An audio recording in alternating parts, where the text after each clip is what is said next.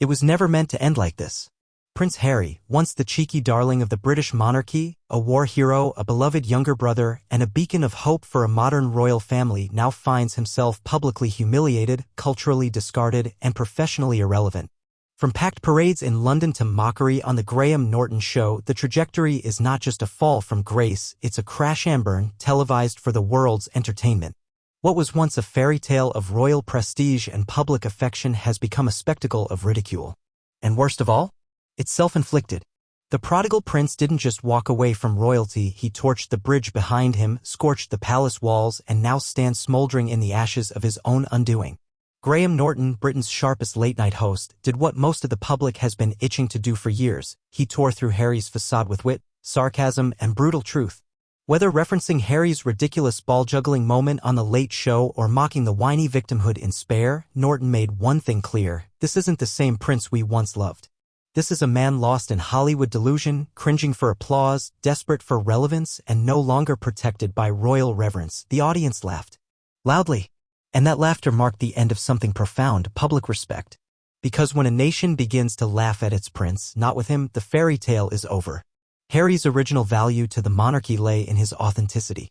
He was the rebellious one, the relatable one, the soldier prince who had seen war and trauma and returned wiser.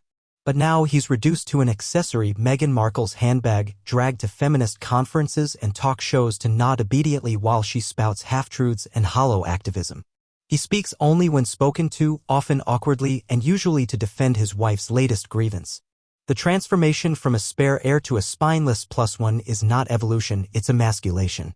Harry once stood with William and Catherine as a formidable trio: young, progressive, respected. Together, they symbolized the monarchy's future. Today, Harry is their greatest liability. He's not the brother building a legacy with William, he's the bitter deserter attacking from the sidelines, weaponizing private conversations for book deals and Netflix paydays. Perhaps the most unforgivable moment in Harry's decline was the infamous Oprah interview, an orchestrated, exploitative hit piece disguised as truth-telling. And it wasn't just the timing that was appalling. Prince Philip, Harry's grandfather, was on his deathbed. Queen Elizabeth II, already in declining health, was grappling with the slow loss of her lifelong partner. Yet Harry chose that moment to go global with accusations of racism, mental cruelty, and institutional abandonment. Worse still, these claims were nebulous and manipulative. Meghan suggested there were concerns about Archie's skin color. It was never meant to end like this. Prince Harry, once the cheeky darling of the British monarchy, a war hero, Harry backed her. But no names were named, no details given, and yet the damage was profound. The royal family, already navigating national and Commonwealth racial tensions, was painted as archaic, prejudiced, and hostile. They played the race card at the height of the George Floyd protests, aligning their personal drama with global pain in a shameful attempt to harvest sympathy.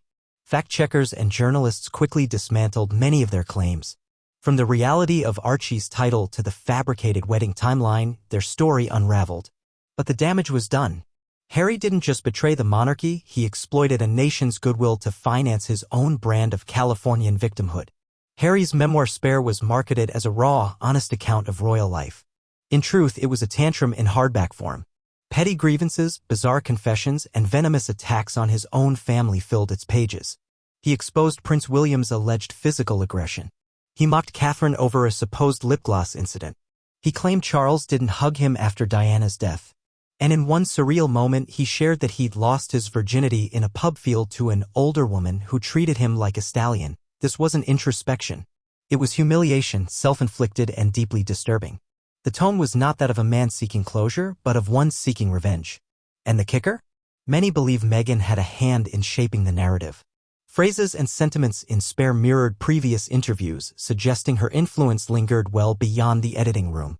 If there was ever a time for Harry to put aside differences and honor duty, it was during Queen Elizabeth II's final hours.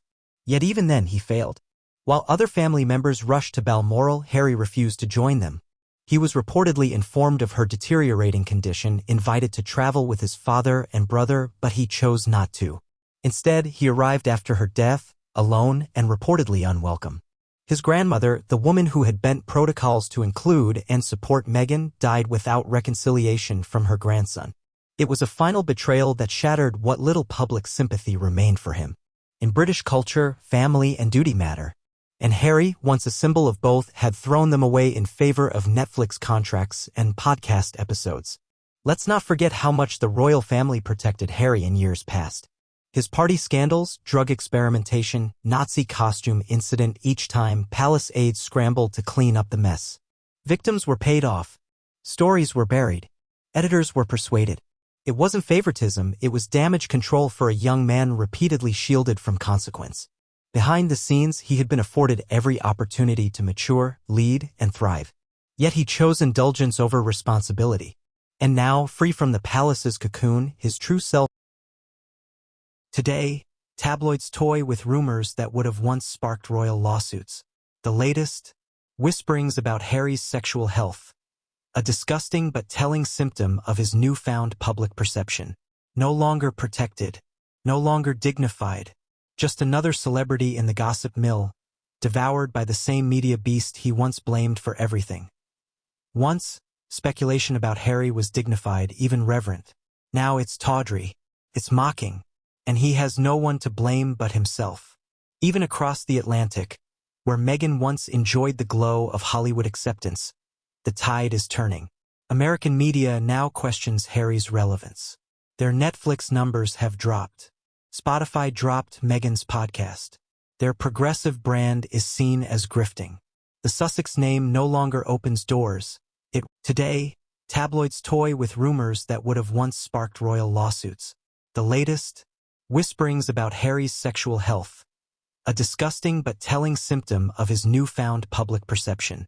No longer protected, no longer dignified, just another celebrity in the gossip mill, devoured by the same media beast he once blamed for everything. Once, speculation about Harry was dignified, even reverent. Now it's tawdry, it's mocking, and he has no one to blame but himself. Even across the Atlantic, where Meghan once enjoyed the glow of Hollywood acceptance, the tide is turning. American media now questions Harry's relevance.